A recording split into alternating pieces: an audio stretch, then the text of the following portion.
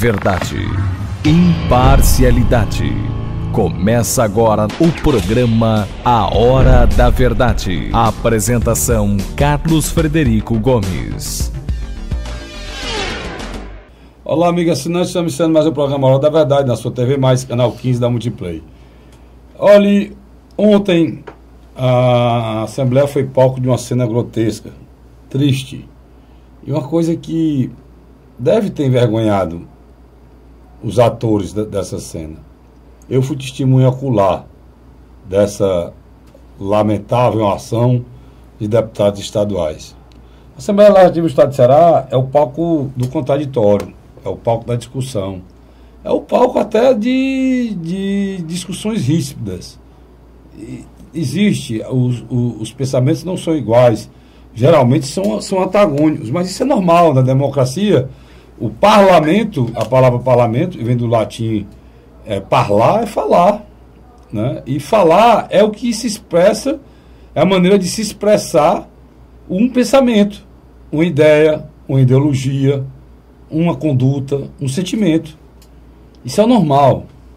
O que não é normal e não aceitável é a conduta de deputados estaduais que representam milhões de cearenses, que estão lá e são privilegiados porque detêm um mandato que dão a esses senhores a condição de representar todo o Estado, e vão para lá para tomar atitudes deploráveis, lamentáveis, no mínimo reprováveis. Eu fui testemunha de pessoas que saíram do campo das ideias e partiram para a agressão física. Isso está em todas as redes sociais, está em todos os grupos, já foi visto e revisto, vai sair em todas as televisões, inclusive a nível nacional. Deputado Osmar Baquite foi fazer a defesa do governo numa acusação feita anteriormente na tribuna pelo deputado Agenor Neto, quando o deputado Agenor Neto estava dizendo que manifestantes lá na sua terra, Iguatu, teriam sido tratados de forma truculenta pelo governo do Estado, pela Polícia Militar, no momento em que o governador entregava lá o Raio, né, o programa Raio, tão cobiçado, tão querido e tão sonhado por vários municípios, né? Parece Iguatu não tem problema de violência, porque lá, no momento que o governador estava entregando, o governador foi alvo de protesto por parte do grupo do prefeito de Iguatu, liderado pelo deputado Agenor Neto. Até aí, tudo bem. Cada um com seu, cada um. Eu acho que está tudo errado. Eu acho que se eu fosse o prefeito de Iguatu, eu teria ido ao palanque, teria agradecido ao governador, teria dito: governador, lamentavelmente, só lamento o senhor não ter trazido antes, e só lamento, para ser mais legítimo essa vontade do senhor resolver o nosso problema aqui de segurança, o senhor não ter deixado um pouco depois da eleição, para legitimar mais ainda a preocupação do senhor com o problema de segurança do Iguatu. Mas já que o senhor trouxe, isso é um sonho de vários municípios do estado de Ceará que querem o raio e não tem, eu seria grato. Esse é meu pensamento. Mas não foi o que aconteceu. Parece que, o contrário disso, se reuniu uma turma para criticar e até para tratar de forma muito, no mínimo, deselegante o governador do estado. O senhor Osmar Baquite, deputado, foi defender isso. Mas na sua expressão, que é a coisa peculiar, ele é muito truculento, no meio da conversa ele chamou o deputado Tomás Brandão de ventríloco. Quando o deputado Tomás Brandão foi reclamar, saiu em defesa do Tomás Holanda. O deputado Tomás Holanda saiu em defesa do deputado Agenor Neto. Eu lembrei aqui na meu comentário de um deputado, ex-deputado que não está mais entre nós, eu tinha grande respeito, que é o deputado Tomás Brandão, uma pessoa muito, muito boa, de bom caráter, e já não está mais entre nós. Já passou para andar de cima.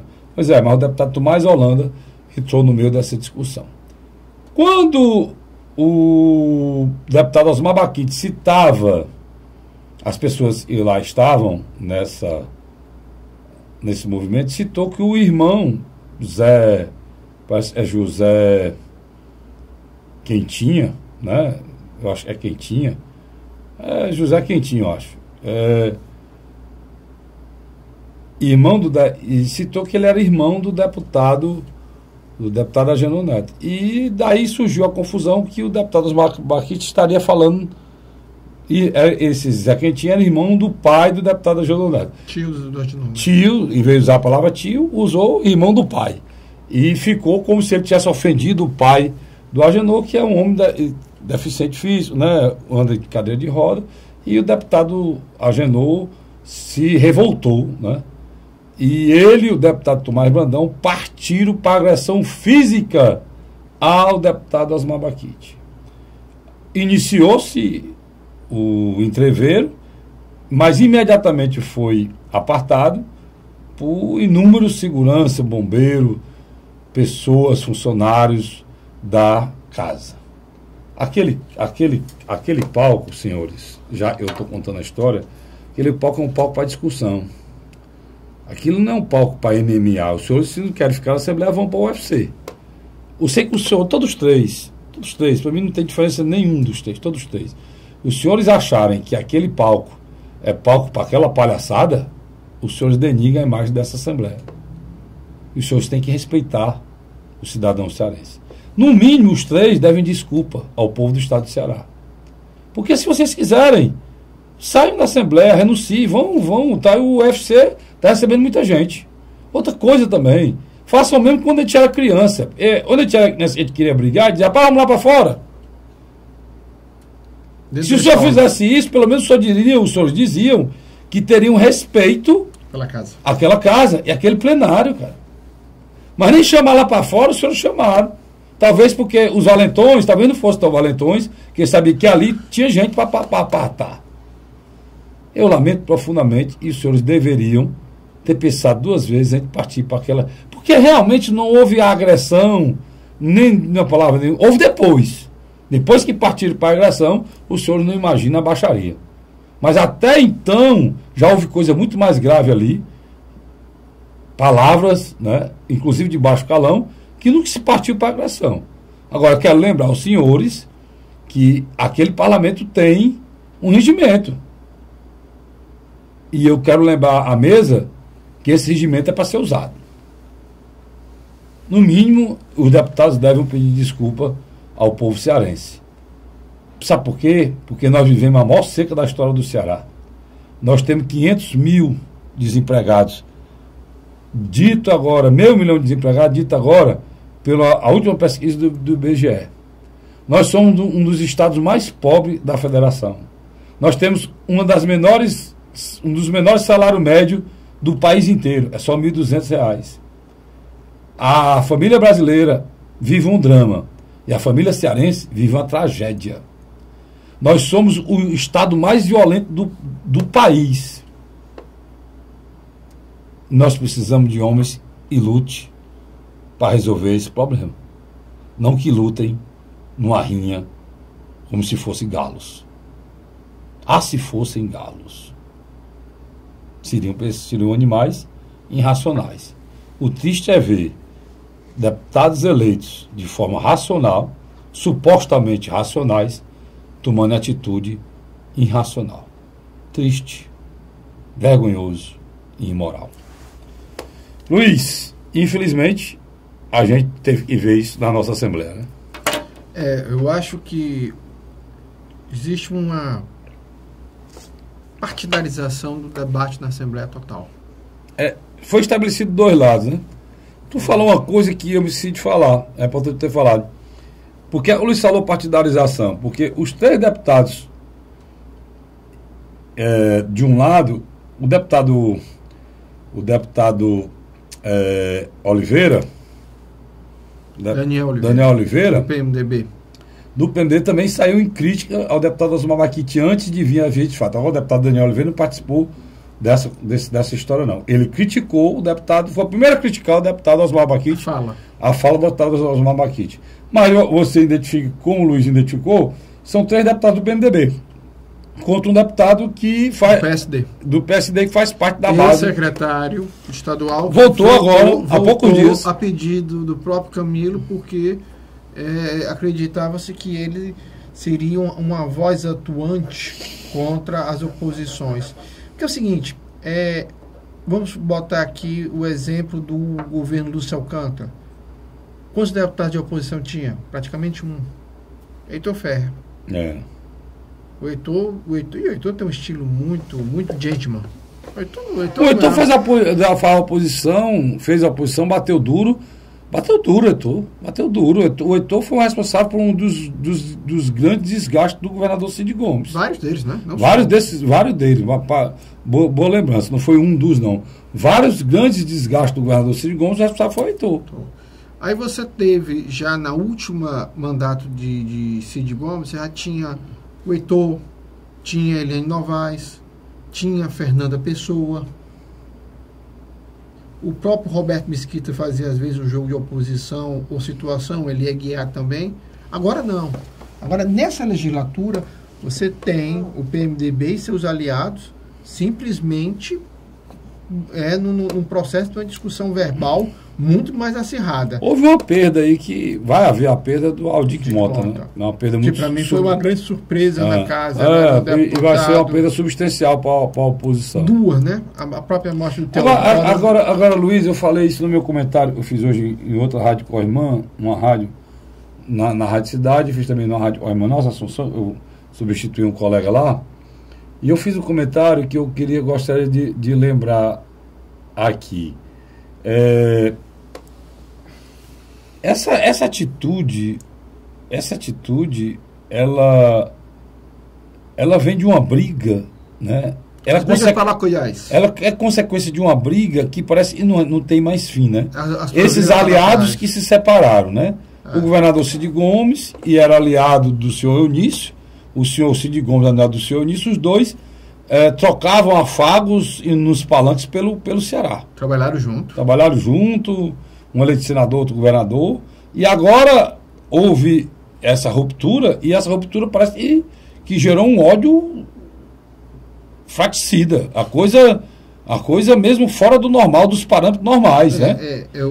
E parece que eles querem que todo mundo acompanhe isso, inclusive a gente que é cidadão e acompanha a Assembleia, ou o cidadão que acompanha a Assembleia, ou a gente que faz parte da imprensa e acha que isso é normal. Isso não é normal. Normal é o interesse do Estado. Você vê que agora, essa semana, a discussão, o Ceará vivendo a maior seca da sua história, a discussão para onde deve o dinheiro, se o dinheiro fica com o governo do Estado, para resolver o problema da redutora, ou vai para o Denox, um órgão sucateado sem funcionário. E o dinheiro saiu do governo do Estado, um convênio já assinado, foi destruído, e passaram para o Denox. A briga plenamente... É porque é o seguinte, o telespectador que não acompanha tão minuciosamente a política como nós dois, o que aconteceu?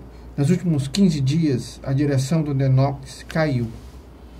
E a nova direção é indicação de quem? A direção do Denox caiu, é ligada a quem anteriormente? Me parece-me que era ligado ao Henrique Alves.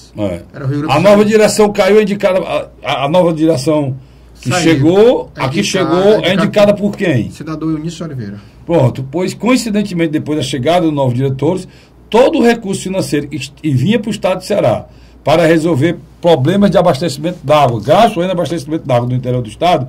Agora, todo esse recurso, Luiz, o convênio foi rompido depois de assinado, e esses recursos, quase 1 bilhão, né, 790 milhões, foi transferido do governo do Estado para o Denox. Coincidentemente, depois da mudança da direção. E eu vi uma entrevista do senador Eunício, ele disse claramente o seguinte: não ia deixar o dinheiro no esquema de apadrinhados de Cid Gomes. E a gente vê claramente a discussão aí. Não estão preocupados se os municípios vão receber água ou não, se vão ser feitas ou não as obras, a qualidade dessas obras não. Estão preocupados com é que vai ficar com dinheiro para fazer. Isso é triste, cara. Não, isso é horrível. Triste, é horrível. Nós estamos voltando ao tempo da indústria de seca, que as pessoas se beneficiam graças à desgraça alheia? Total. É isso? É total. Isso? Eu acho que a partir do momento em que essas lideranças de teor paroquial começam a controlar os recursos públicos e jogam de acordo com seus interesses, Isso é um fato negativo. Isso é E a decepção da gente, né, Luiz? Eu vou ser bem sincero, eu não esperava isso, não. Do senador Eunício, de jeito nenhum. Não esperava de jeito nenhum do senador Eunício, ser bem sincero.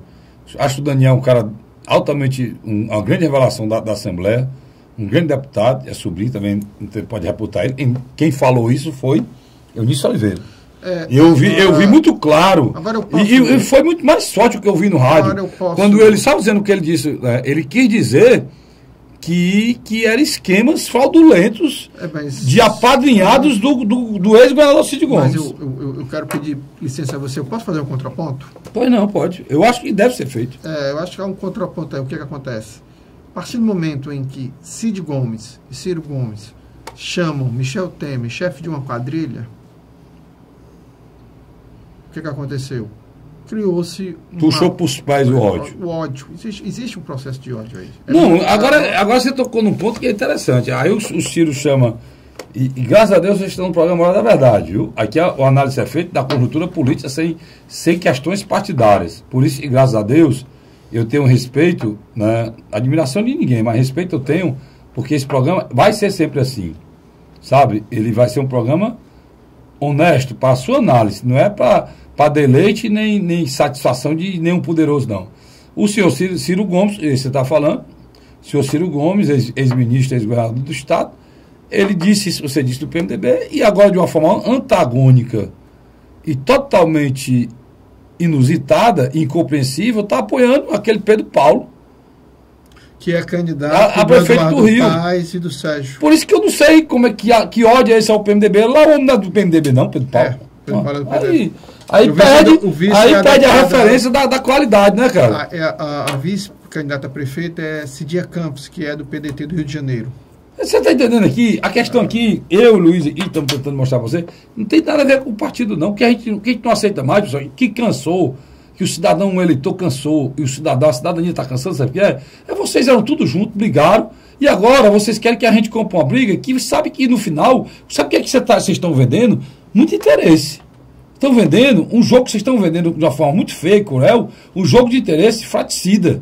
Sabe? Carlos Frederico, é uma coisa muito feia o que vocês estão protagonizando no estado do Ceará. Muito feio. Só para colaborar com você. A mudança na direção do BNB, Banco do Nordeste do Brasil. Mas isso aconteceu lá atrás, já deu início. Não, agora. Agora também houve mudança de diretorias. Além do presidente, as outras. As outras, está entendendo? Estão sendo substituídos. Eu acho que no momento de crise como o Ceará passa, o bom seria a unificação das forças. Nós estamos atravessando um período muito difícil. Eles estão preocupados com isso não, Luiz. A questão hoje é eleitoreira. Não é eleitoral, sabe? É eleitoreira. Isso é muito ruim, cara. Isso é um fato muito... Agora, aqui nós não temos mais política de Estado. Por exemplo, você nota, na terra de Cid e de Ciro, quem é o candidato a prefeito? É o irmão deles, Ivo Gomes. É lógico que fica latente que o Ivo vai tentar construir o mesmo caminho que o Cid fez. Prefeito de Sobral e provavelmente depois futuramente governador. Na cidade do Eunício, outra briga, né? Lavras da Mangabeira, né? Outra briga. O Eunício lançou... Tem briga lá também? Não, mas guarde aí, deixa eu ir para um rápido intervalo, eu volto já. Se ela me contar essa briga lá de lá, briga lá na Mangabeira, é confusão, você sabe, né? Eu vou para um rápido intervalo e volto já. Não sai daí, não. A Hora da Verdade. O governo do Ceará está participando em parceria com o governo federal da construção de mais uma etapa do residencial Cidade Jardim, no bairro José Walter, em Fortaleza. Um dos maiores empreendimentos do Minha Casa Minha Vida no Nordeste. Só este ano, 768 moradias já foram entregues na capital. Transporte na porta, moradia segura, que tá uma maravilha. Aqui tem tudo para a pessoa ser feliz. É o governo do Ceará cumprindo compromissos e garantindo casa própria para os cearenses. A Hora da Verdade. Estamos de volta agora no nosso programa, nosso segundo bloco, nosso programa Hora da Verdade. E o Luiz tinha deixado a pergunta no bloco anterior. E eu estou aqui, antes de ir para a pergunta do Luiz no bloco anterior, dizer, meu companheiro Vicente, tenha fé, cara. As coisas acontecem. Meu companheiro Vicente que está desiludido, igual o menino que foi permitido ganhar uma Calói no meu tempo, e no Acalo ainda chegou, né, desiludido com os colegas de trabalho, mas isso é coisa normal, você já vai acontecer, a pessoa não vai deixar de cumprir uma promessa, foi feita no ar, né, meu irmão? Aguarde aí, vai acontecer. Mas sim, voltando à pergunta do meu amigo, a afirmação do meu companheiro Luiz Cláudio, de que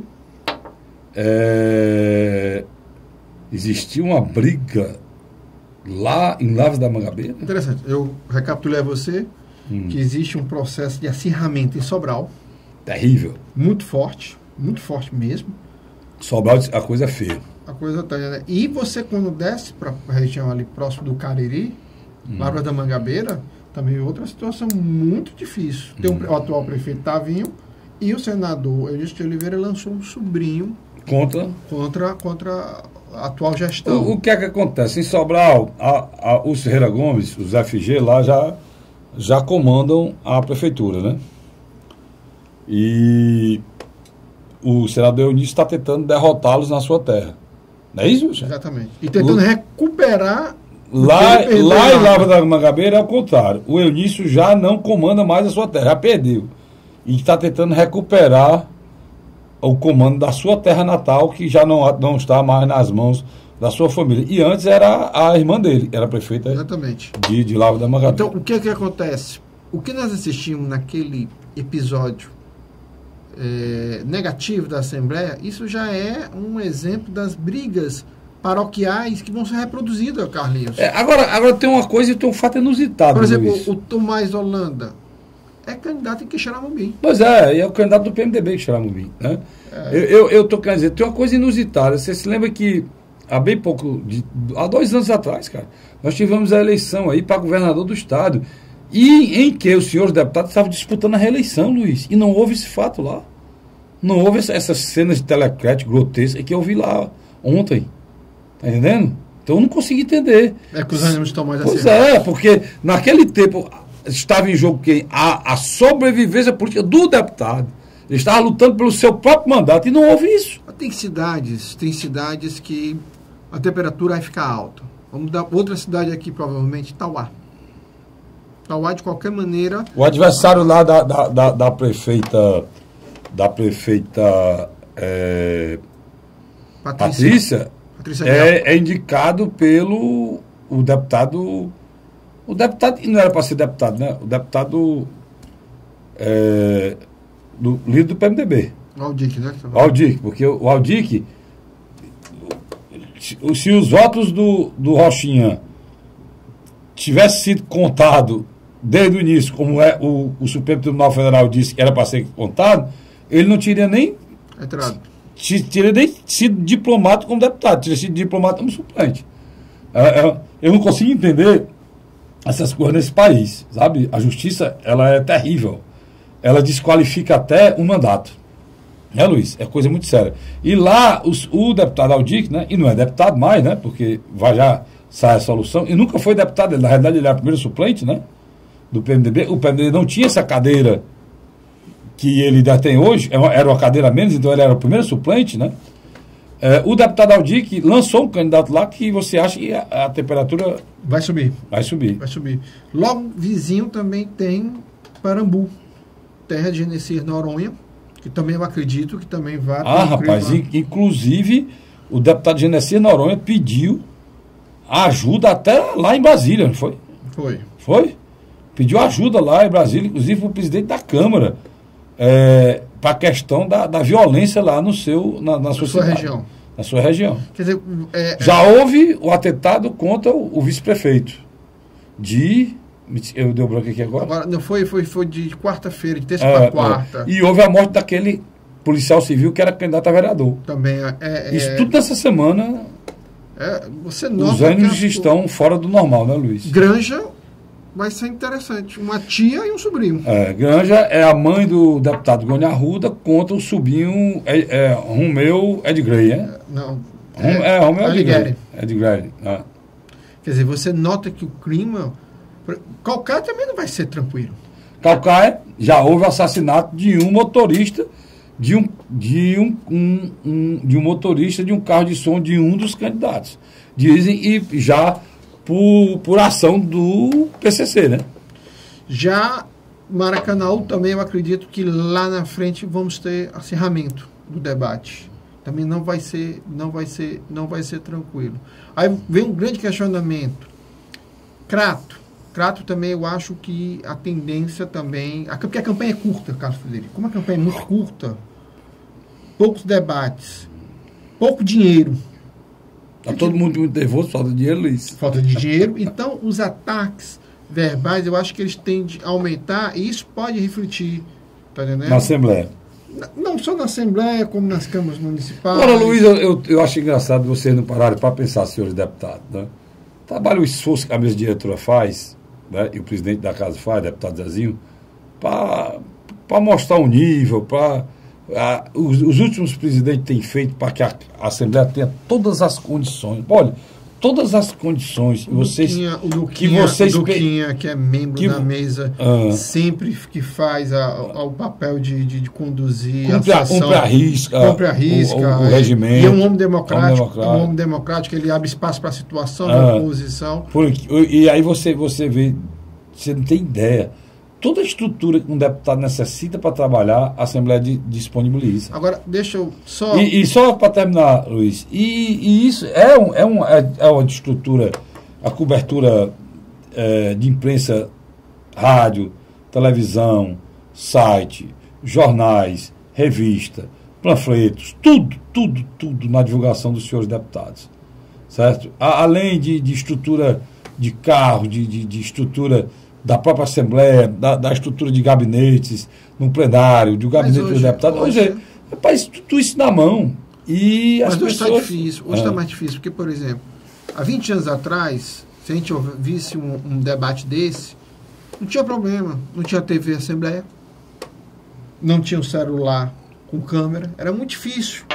Hoje não. Hoje, você tem uma ideia, quando a confusão começou, a TV Assembleia saiu do ar.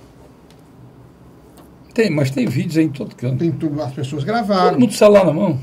O que aconteceu? Eu acredito que, infelizmente, eu tenho uma grande amizade pelo Osmar Baquite. A partir do momento que ele interrompeu o discurso de Renato Rosendo para vir questionar o discurso do Agenor Neto,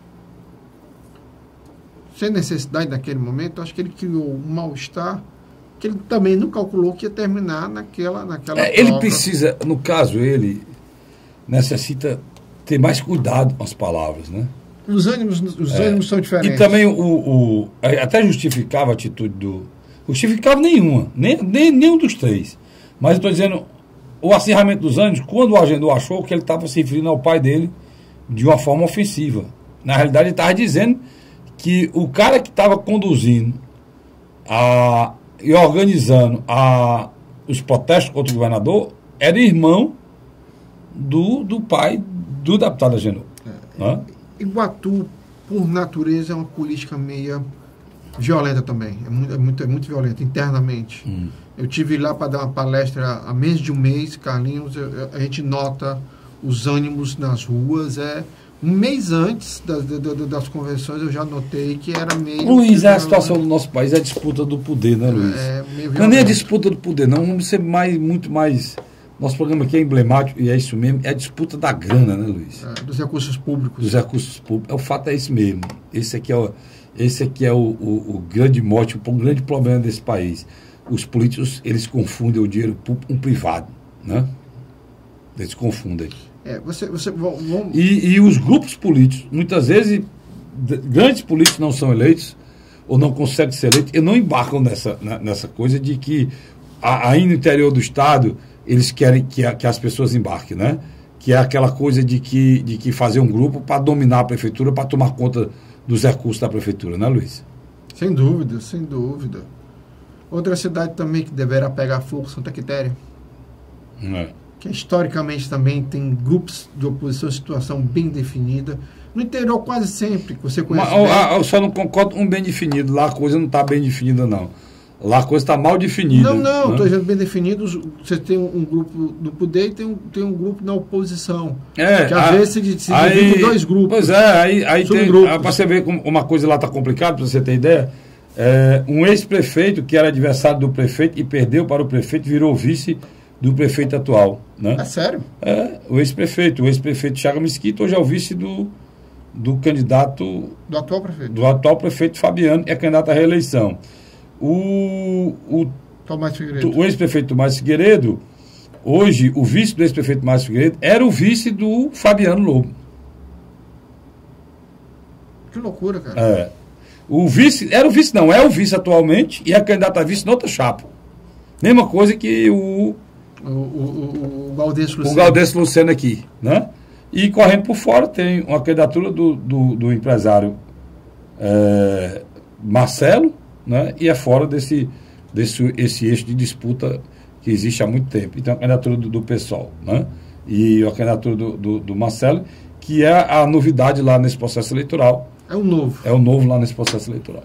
Rapaz, assim, você nota aqui que os partidos se tornaram veículos. Lá em Sobral, é uma campanha feita em cima de denúncia e agressão.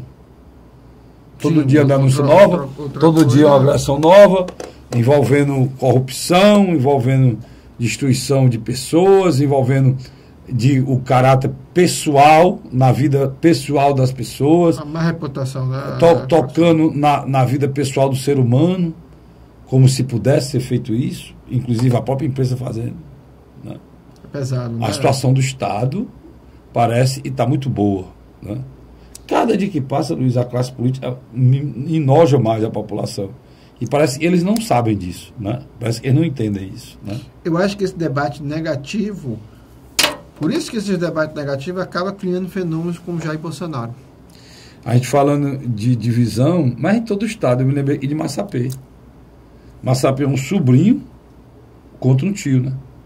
Caramba, a gente começar aqui falando... Massapê é o sobrinho, é o filho do Zezinho Albuquerque da Assembleia, contra o Jackson, que é o tio, irmão do Zezinho. Quer dizer, você já não reúne a família no final do ano, né? Não, há muito tempo lá. Mas mesmo porque, Luiz, às vezes os familiares são muito cruéis politicamente, os chefes familiares são muito cruéis. Ou se dá... no Brasil, assim, é um antagonismo. Ou o familiar pega os familiares e agrega ao redor deles, sem poder, né? Fazendo o tão famoso nepotismo. Né? Aí teve uma lei do... Esse país não existe isso. Teve uma lei de uma definição do Supremo Tribunal Federal que o prefeito ele pode botar todos os parentes, mas só como secretário, só no cargo maior. Mas não pode botar para ser gerente de almoxorifado, nada disso não. Aí é nepotismo. Mas se botar como secretário, aí não, aí pode, aí de lascada. Aí você chega em muitos municípios, o irmão ou o cunhado está na pasta de economia. Não, eu nem discuto isso não, Luiz, porque às vezes pode, mas né? Talvez dois, mas você não pode botar a família toda. Né? Tem casos aí. Tem casos aí que até vão, porque muitas vezes um irmão ajuda o outro e o outro irmão reconhece. Na maioria das vezes, né? E, na maioria das vezes também não reconhece. Né? E aí o irmão é aleijado do processo e deixado de lado. Entendeu? Aí acontece como aconteceu lá em Massapê. Estou dando um exemplo, né? Que o irmão se sentiu do lado e lançou a candidatura contra o próprio sobrinho. Agora, isso é assim, ou é brigando, ou é dentro desse processo aqui de nepotismo extremado, né? Se a gente fosse falar de muitos municípios aqui, a gente ia passar a noite toda, porque eu vou lhe dizer uma coisa, são cenários parecidos. De um lado você tem um grupo familiar, do outro lado você tem um grupo familiar, os partidos nada significam no interior, nada significa. Nada, Luiz. Não significam nada. É um ajuntamento de sigla, de letrinhas, não quer dizer nada. Não tem uma rigorosidade ideológica, é mesmo a luta pelo poder. A todos os custos. Pelo poder. E o feio lá é perder, né? Não importa o que se faça. No meio de tudo isso, Luiz, nós temos uma justiça eleitoral incapaz, né? Mas até que ela está tentando, ela está fiscalizando, ela está em cima. Ela não está dormindo, não. Aí eu discordo de você, ela está em cima, ela está... Não, quero que você discorde, se fica à vontade. Ela está em cima, você tem uma ideia... Não, a eleição não começou, eu não estou falando dessa, eu estou falando das anteriores. Sim, desculpa, tudo bem. Né? Até a última eleição, inclusive a última eleição de prefeito, foi terrível.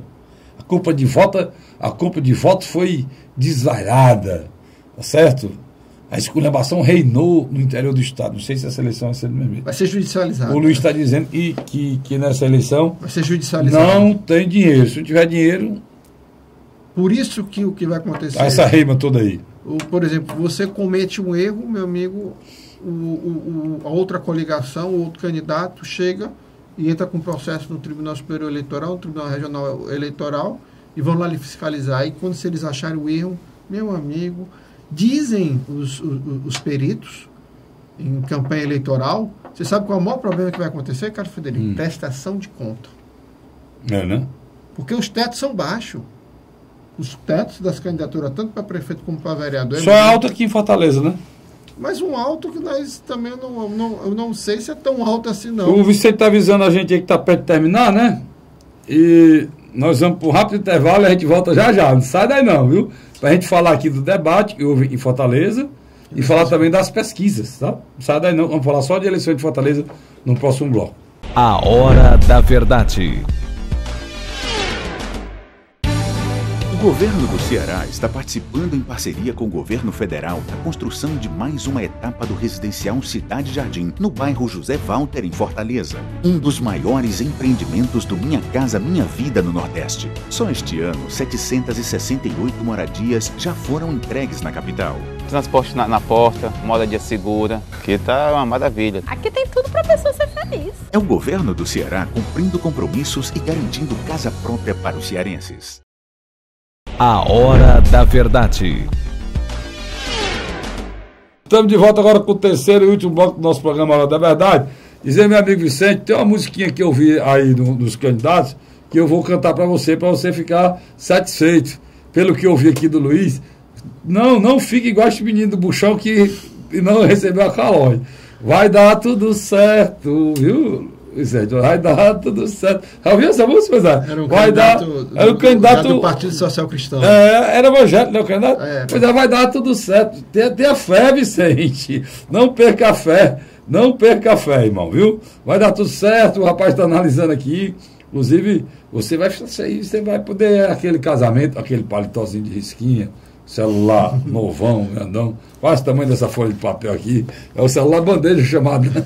Voltando aqui ao nosso métier, essa brincadeira aqui para se desopilar, e é problema demais. Luiz, cara, essa semana agora foi muito rica, né? De muita coisa que está movimentando realmente. A campanha começou, né? Começou na terça, né? Começou na terça com as pesquisas, né?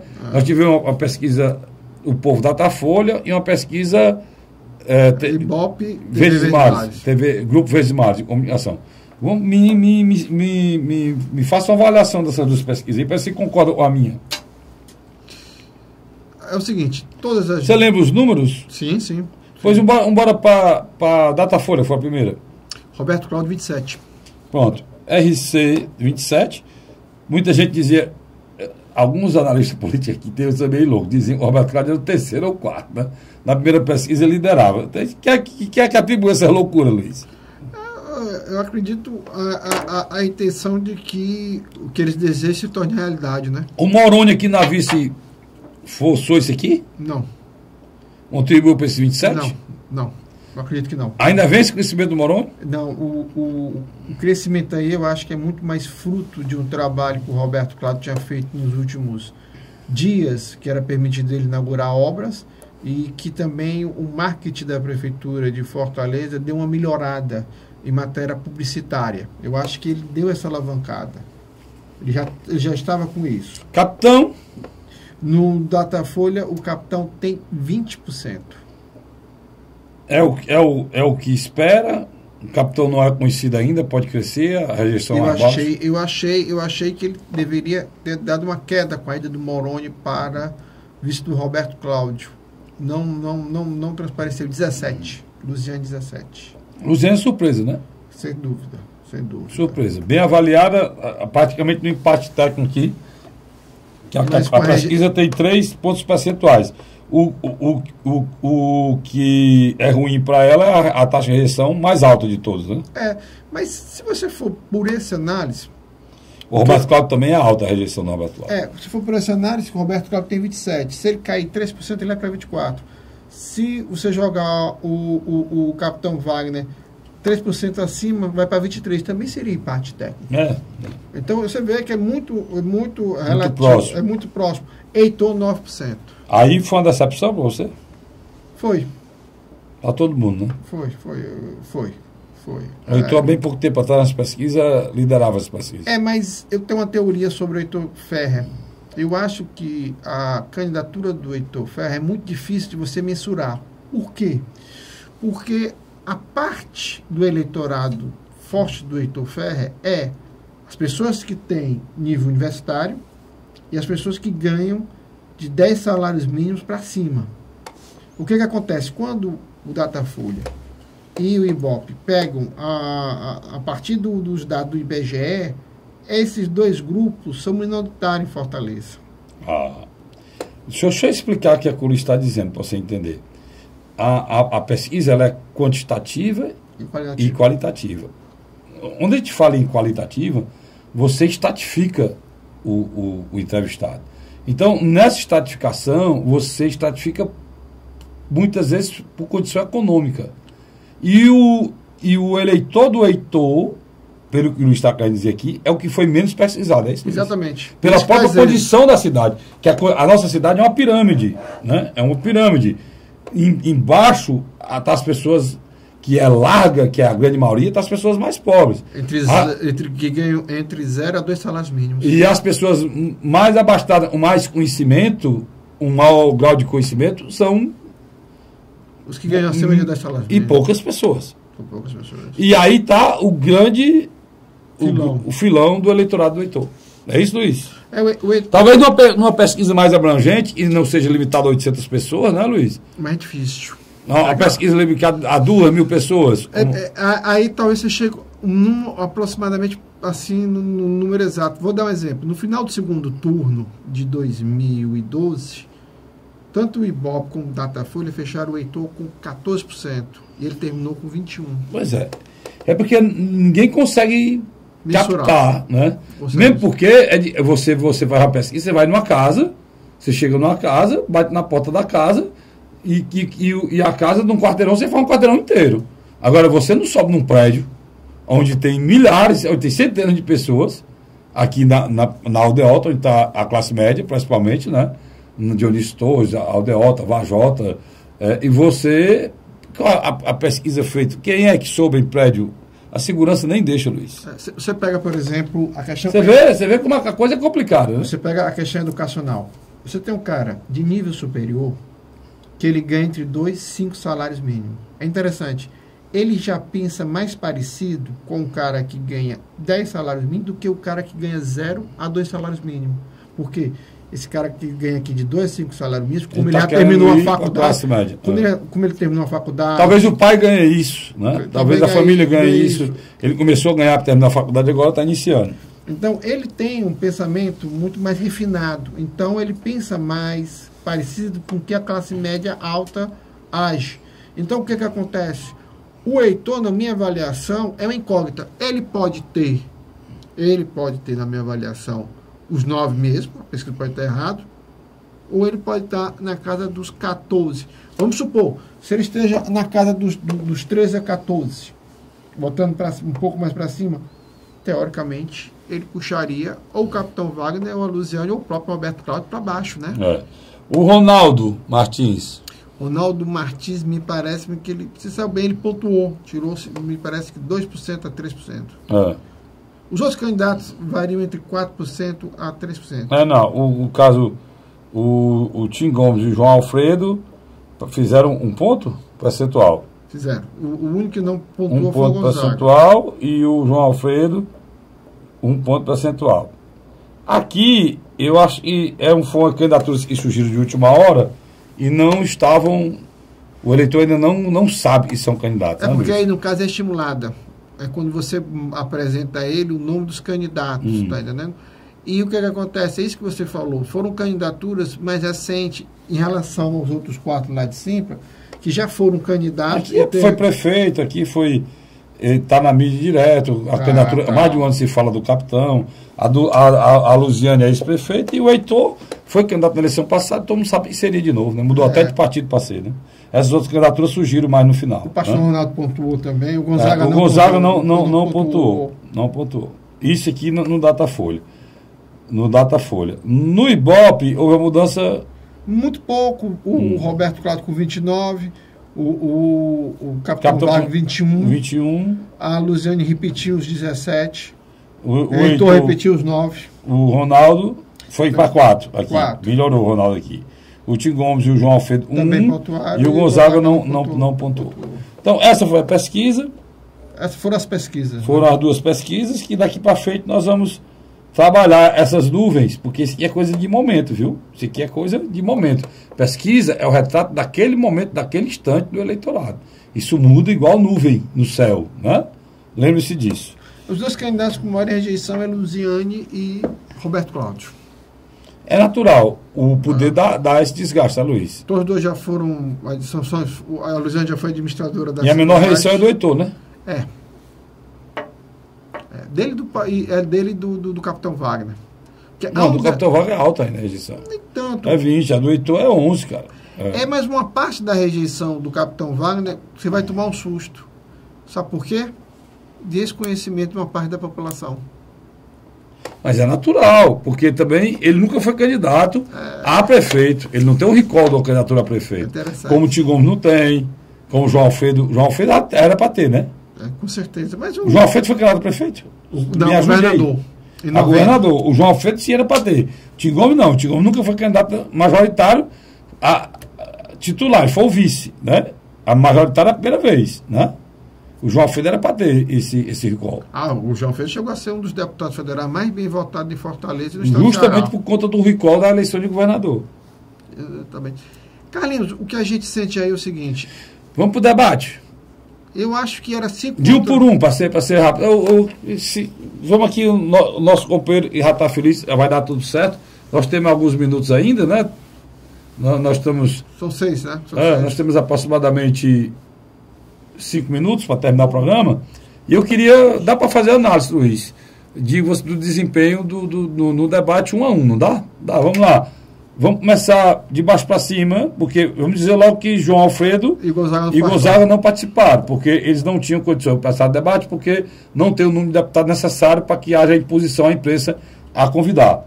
Então, quem participou do debate foi Roberto Cláudio, Capitão Wagner, Luziane, Heitor Ferri, Ronaldo e Tim Gomes. Vamos começar com Luziane Lins. Qual é a sua avaliação? A Luziane Lins, na minha avaliação, ela deixa bem claro que ela quer peitar Roberto Cláudio, ela quer um embate.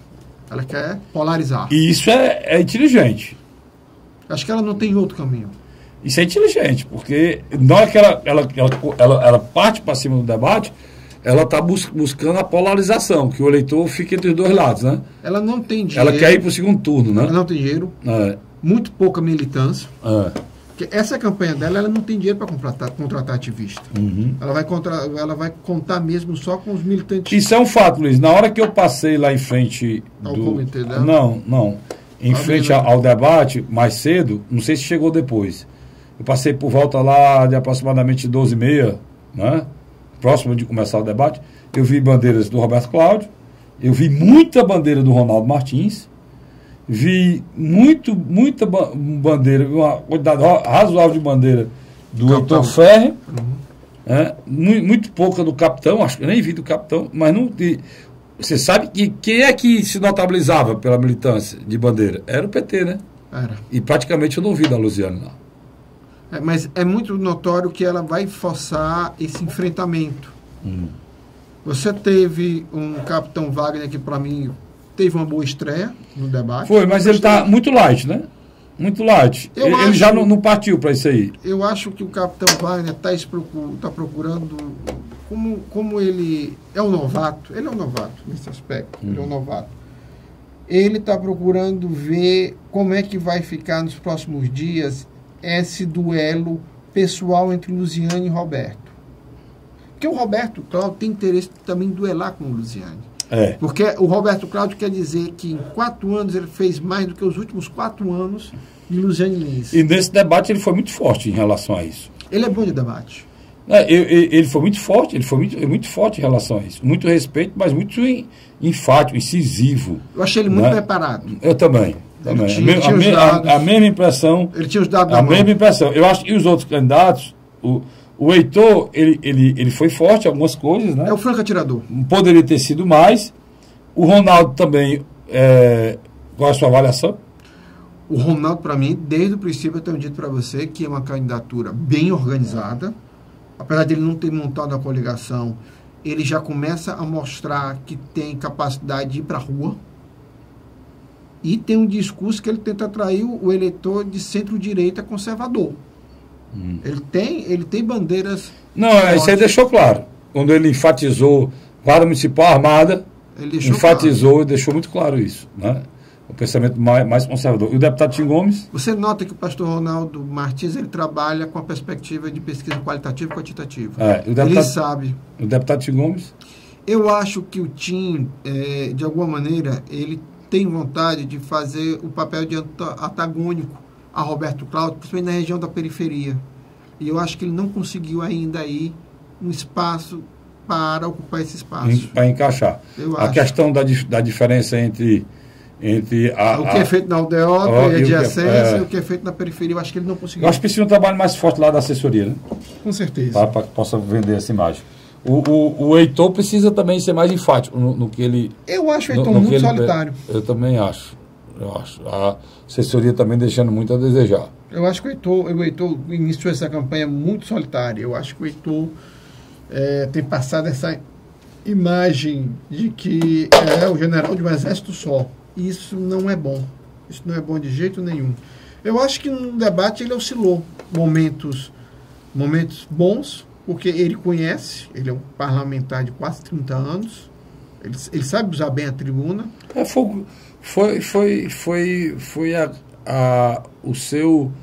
O seu grande handicap, a tribuna, né? É o púlpito, é a tribuna, é a televisão, então... mas eu acho que às vezes ele quer estadualizar o debate municipal. Eu não entendo isso, Luiz. Eu não consigo entender isso no Heitor. Porque a estratégia foi boa em 2012. Eu não consigo entender isso. Ele tem que descer para os problemas de Fortaleza, né? E são muitos, Luiz. Né? Eu acho que são coisas que as assessorias têm que avaliar. Até mesmo a roupa que o candidato vai para o debate tem que ser avaliada, né? Tudo isso tem que ser avaliado, porque numa campanha dessa em Fortaleza, tudo isso é visto, né, Luiz? Total. Tudo isso é visto, né? E Fortaleza, a gente tem que se lembrar aqui, é uma cidade que é conhecida no Brasil todo, porque sempre gera surpresa, né? Várias delas, né? Diga de passagem, Maria Luísa em 85, Luciane Lins também em 2004, tá entendendo? Acontece coisas, o que é que o Luiz está querendo dizer? Em Fortaleza, existem candidaturas que ganham a eleição que, se você for fazer um somatório dos vetores necessários para um resultado de uma eleição, eles não estavam postos, né? Você tinha um bom partido militante, mas não tinha dinheiro. Você tinha dinheiro, mas não tinha militância. Por exemplo, em 92 o Juraci... Você não tinha apoio. O Juraci tirou o secretário dele de finanças e elegeu o prefeito de Fortaleza, Antônio Cambraia, que não tinha carisma, né? Nenhum. Ali foi uma transferência total de votos. Transferência de voto, então... Na realidade... Já no final da história do Dr. Juraci, ele não conseguiu angariar votos para ele mesmo como deputado federal. Tirou uma votação... Quando o nosso programa... Medíocre para deputado estadual. Quando o nosso programa estiver indo ao ar, na quinta-feira agora, hoje, ele, no outro dia, na sexta, quando as pessoas for assistir pela segunda vez ele, ou então assistir na sexta-feira, já tem começado o horário político-eleitoral. Aí você tem, vamos lá, o tempo de televisão. Você tem uma figura como Capitão Wagner, 3 minutos e meio quase. Vamos colocar aqui, tem tempo? Tem? Acho que tem, né, Luiz? Só para dizer o tempo da televisão, eu quero o tempo para dizer o tempo. Pois vamos lá. Roberto Cláudio. Mais de 3 minutos. Não, Roberto Cláudio tem 3 minutos e pouco. 3 minutos, 3 e pouco. Vamos lá. Capitão Wagner. Quase 3 minutos e meio. 3 minutos, 3, vamos lá. Luciane. 1h45. 1h30, pronto. Heitor Ferrer. 51 segundos. 51. Os restos todos caem para 40 e poucos Ronaldo. segundos. 40. Tim Gomes, 20. É. João Alfredo, é 10. Acho que é 15. 10 segundos. 10 a 15. E Gonzaga? Menos de 10. É 7 segundos. Rapaz, eu não sei, a não ser que o meu querido Vicente... Rapaz, Vicente, eu acho que eu consigo dizer alguma coisa em 20 segundos. Consigo aqui? Que é tua vez, consigo. Qualquer dia eu faço um teste aqui. Dá para dizer muita coisa em 20 segundos, não? A pessoa que é assim, e tem uma certa desenvoltura, consegue falar muita coisa. O Enéas que diga, né? Não, o Enéas, dizer meu nome é Enéas em quantos segundos? É por muito pouco. Mas 20 segundos dá para dizer, não dá para 17, né? Não dá. Não dá para 17. 1 minuto e meio, que é o caso do Heitor, é 1 minuto e meio? Não, o Heitor é 51 a Luziane. 1 minuto dá também. 1 minuto e meio melhorou. E 3 minutos é muita coisa na televisão. Então, o que eu acredito, daqui a 2 semanas, eu e você talvez podemos estar vendo, assistindo o quê? Uma polarização entre o capitão Wagner e o prefeito Roberto Cláudio, em função do tempo de televisão e rádio e das exceções. Porque um grande problema da Luziane, indiscutivelmente, é que hoje o partido dela não passa por uma boa fase. E eu vou dizer, eles foram muito incompetentes, né, Luiz? Partido do governo federal, um partido que estava no poder bem pouco tempo em Fortaleza, sair de chapa pura, cara. Não conseguiu uma coligação. Agora, só entre nós dois, a estrutura do Roberto Cláudio na frente dos outros é muito é muito situoso. Eu estava até conversando com um dos coordenadores. Tem candidato desse aqui que não tem nem bandeira, mas o Roberto Cláudio já está com bandeira na rua não sei quanto tempo, tem carro de som andando na rua. Eu estava conversando rapidamente com o coordenador da campanha do Roberto Cláudio, até fica esquisito, porque chega um determinado momento que as pessoas podem começar a acusar a campanha do Roberto Cláudio de gastar muito dinheiro, e na realidade é porque você não nota os outros na rua. Ou a dele tem muito e os outros não tem nada, né? Acho que é mais ou menos por aí. Né? Final? Opa! Mas tenha fé. Tenha fé e eu estou sentindo aqui pelo orçamento do Luiz, vai dar certo. Vai dar tudo certo. Ou diga aí, já deu, né? Já deu. Já deu tudo certo, viu? Tranquilo aí. O celular e o paletó vão chegar. Vão chegar. Viu? Nosso campeão Luiz afirmando, isso é uma afirmação diante das câmeras aqui, registrado, gravado, vai para o YouTube, viu? E do YouTube para o resto do mundo, né? O programa da Verdade está no YouTube, está na sua TV+, está na internet, está no mundo todo. E graças a você, é um sucesso muito grande. Eu quero agradecer a sua audiência e dizer que na próxima semana, eu, Luiz, nós estaremos aqui de novo, nosso cinegrafista espetacular, o Vicente, fazendo esse programa muito verdadeiro para você toda semana. Até lá.